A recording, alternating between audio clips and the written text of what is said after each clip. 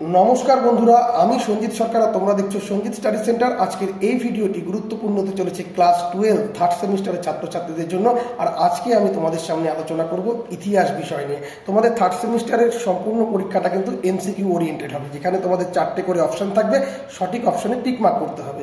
কিন্তু এই এমসিকিউ প্রশ্নের কিন্তু অনেক ভ্যারাইটি রয়েছে। তোমরা যেরকম মাধ্যমিকে এমসিকিউ দিয়েছো, হ্যাঁ, এরকম টাইপের না, কিন্তু এখানে তোমাদের সত্য মিথ্যা থাকবে, শুদ্ধ অশুদ্ধ থাকবে, বেমানান শব্দ থাকবে, ক্রমানুসারে সাজাও থাকবে, স্তম্ভ মিলন থাকবে, বিবৃতি থাকবে। তো এরকম টাইপের প্রশ্নগুলো কিন্তু তোমাদের হবে এবং 4টে করে অপশান দিবে, তোমাদের সঠিক অপশানে টিক করতে হবে।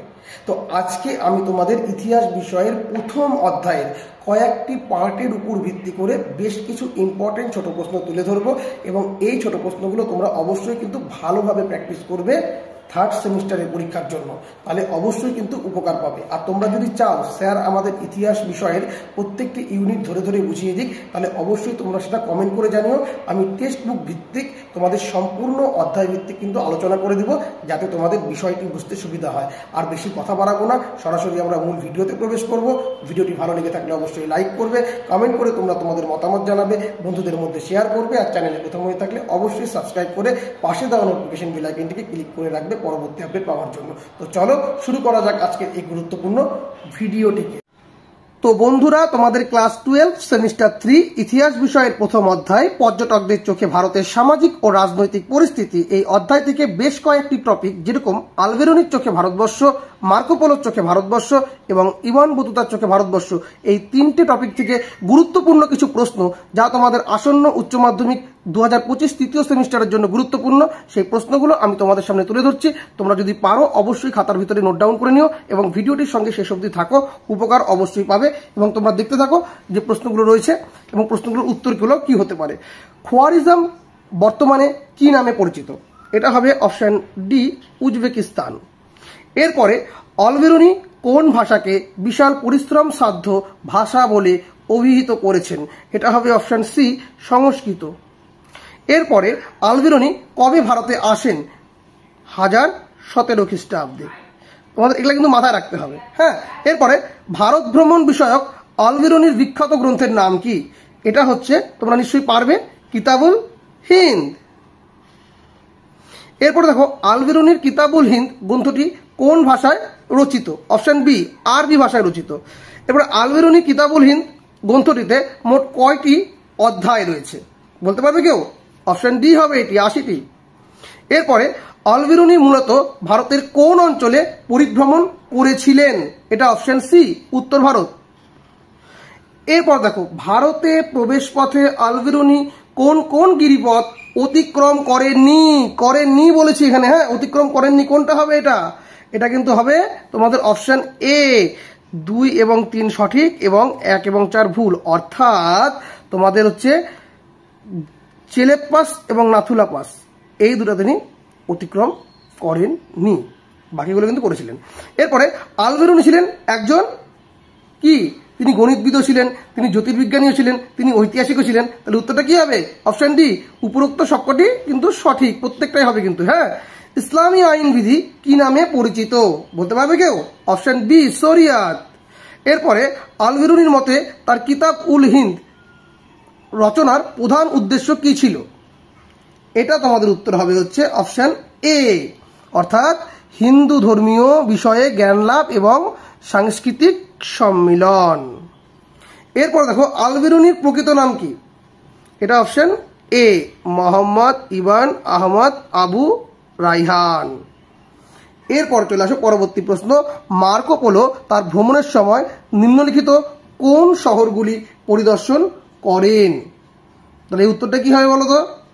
এটা এখানে তিনি কনস্টান্টিনোপল করেছিলেন, বাগদাদও করেছিলেন, বেইজিং, প্রত্যেকটাই করেছিলেন কিন্তু এখানে। তাহলে এটা উত্তর হবে অপশন সি, সবকটি ঠিক। এরপরে মার্কো পোলো তার ভ্রমণ পথে নিম্নলিখিত কোন কোন দেশগুলি পরিদর্শন করেন? এটা হবে হচ্ছে সবকটি ভুল।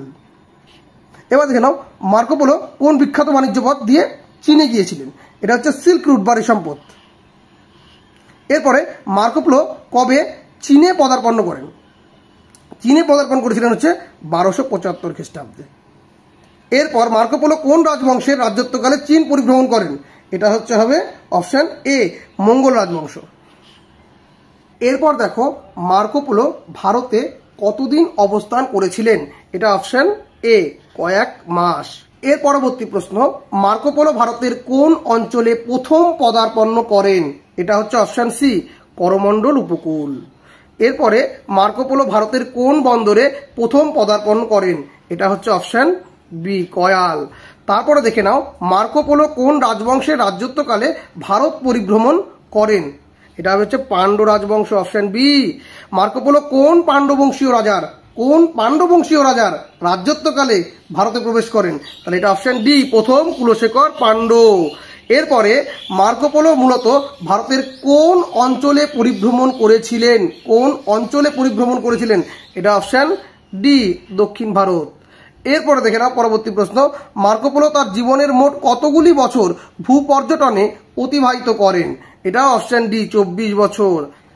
এর পরবর্তী প্রশ্ন, মার্কো পোলোর ভ্রমণ বৃত্তান্ত কি নামে পরিচিত?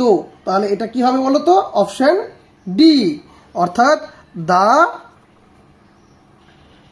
Travels of Marco polo.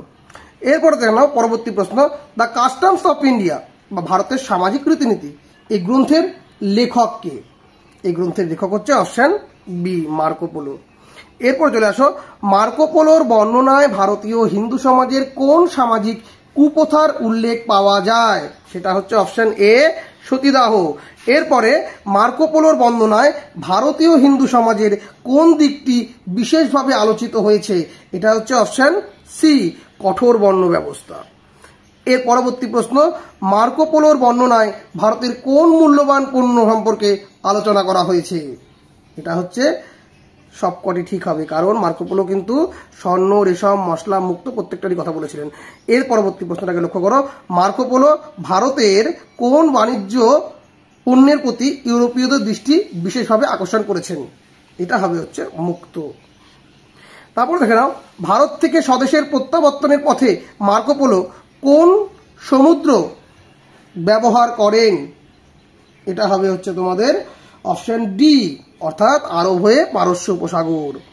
এর পরবর্তী প্রশ্ন, মধ্যযুগের ইতিহাসে কোন ভূপর্যটক 3টি মহাদেশ পরিভ্রমণ করেছিলেন? এটা হবে ইবান বতুতা, অপশন বি।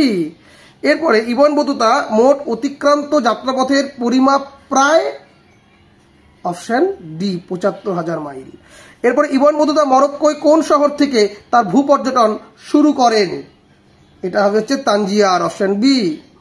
এরপরে তানজিয়ার থেকে ইবান বতুতার প্রস্থানের দিনটি কি ছিল? প্রস্থানের দিনটি ছিল বৃহস্পতিবার, অপশন সি। এরপরে ইবান বতুতা তার জীবনের মোট কতগুলি বছর ভূপর্যটনে অতিবাহিত করেন? অবিবাহিত আছে, এটা অতিবাহিত হবে। হ্যাঁ, কতগুলি বছর করেছিলেন? তাহলে এটা হচ্ছে অপশন ডি, 30 বছর। এরপরে ইবান বতুতা কোন দেশের পর্যটক ছিলেন? এটা হচ্ছে অপশন বি, মরক্কো। তবে আধুনিক বিশ্বের প্রায় কতগুলি দেশ ইবান বতুতা ভ্রমণ করেছিলেন? এটা অপশন ডি, 40টি।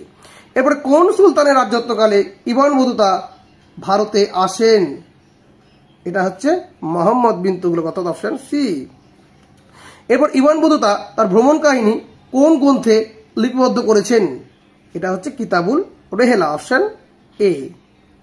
এবার ইবান বতুতার ভ্রমণ কাহিনী কে লিপিবদ্ধ করেছিলেন বা কে লিপিবদ্ধ করেন? এটা হচ্ছে ইবন জুজাই বা ইবন জুবাই। এরপরে ইবান বতুতা দিল্লির সুলতান মোহাম্মদ বিন তুগলকের দূত হিসাবে কোন দেশে প্রেরিত হয়েছিলেন? এটা হবে অপশন সি, চীন। তাহলে ইবান বতুতা ভারতে কত বছর অবস্থান করেছিলেন? এটা হবে 7 বছর, অপশন সি। তারপরে ইবান বতুতা তার বর্ণনায় ভারতের কোন সামাজিক সমস্যার কথা উল্লেখ করেছেন? এটা হচ্ছে অপশন সি, বর্ণভেদ ও জাতিপ্রথা। এবার ইবান বতুতা সুলতান মোহাম্মদ বিন তুগলকের নিম্নলিখিত পরিকল্পনাগুলির কোনটি প্রত্যক্ষ করেছিলেন? এখানে যতগুলো আছে তার ভিতর থেকে তিনি পার্বত্য কারাচিল অভিযান প্রত্যক্ষ করেছিলেন। তারপর ভারতের কোন দুটি অর্থকরী ফসল ইবান বতুতার মনোযোগ বিশেষভাবে আকর্ষণ করেছিল? সেটা হচ্ছে অপশন ডি, নারকেল ও পান। তারপর ইবান বতুতা ভারতের কোন ফলকে মানুষের মাথার অনুরূপ বলে বর্ণনা করেছেন? এটা হচ্ছে অপশন সি, নারকেলকে। তারপর ইবান বতুতার মতে দিল্লির নগর প্রাচীরের সর্ববৃহৎ প্রবেশদ্বারটির কি নাম ছিল? এটা হবে হচ্ছে বদাউন দরওয়াজা, অর্থাৎ অপশন বি। এরপরে ইবন বতুতার কাছে দিল্লির সুলতানি শাসনের অন্যতম বিস্ময়কর ব্যবস্থা কি ছিল? এটা হচ্ছে ডাক ব্যবস্থার কার্যকারিতা। এরপর ইবন বতুতার মতে ভারতের কোন ডাক ব্যবস্থার প্রতি 4 মাইল অন্তর ঘোড়া রাখা হতো? এটা হচ্ছে অপশন বি, উলুক। তো এই 50টি প্রশ্ন তোমাদের কিন্তু খুবই গুরুত্বপূর্ণ হতে চলেছে। প্রথম অধ্যায়ের 3টি important topic, Al-Biruni, Marco polo এবং ইবন বতুতার চোখে ভারতবর্ষ থেকে। তো এই পার্টগুলো তোমরা অবশ্যই ভালো করে রেডি করবে। এর পাশাপাশি অবশ্যই ভালো ফল করার জন্য কিন্তু পাঠ্য বই তোমাদের খুঁটিয়ে পড়তে হবে। আর তোমরা যদি বলো যে স্যার পাঠ্য বই খুঁটিয়ে আপনি পড়িয়ে দিন, তোমরা যদি বেশি করে কমেন্ট করো, বেশি করে ভিডিওটা শেয়ার করো, তাহলে অবশ্যই আমি পাঠ্য বই রিলেটেড ভিডিও তোমাদের সামনে উপস্থাপন করব। তো আজকের মতো এই পর্যন্তই। ভিডিওটি ভালো লেগে থাকলে অবশ্যই লাইক করবে, কমেন্ট করে তোমরা তোমাদের মতামত জানাবে, বন্ধুদের মধ্যে শেয়ার করবে। চ্যানেলে প্রথম হয়ে থাকলে অবশ্যই সাবস্ক্রাইব করে পাশে দেওয়া নোটিফিকেশন বেল আইকনটি ক্লিক করে রাখবে পরবর্তী আপডেট পাওয়ার জন্য। এতক্ষণ আমার সঙ্গে থাকার জন্য তোমাদের সকলকে অসংখ্য ধন্যবাদ।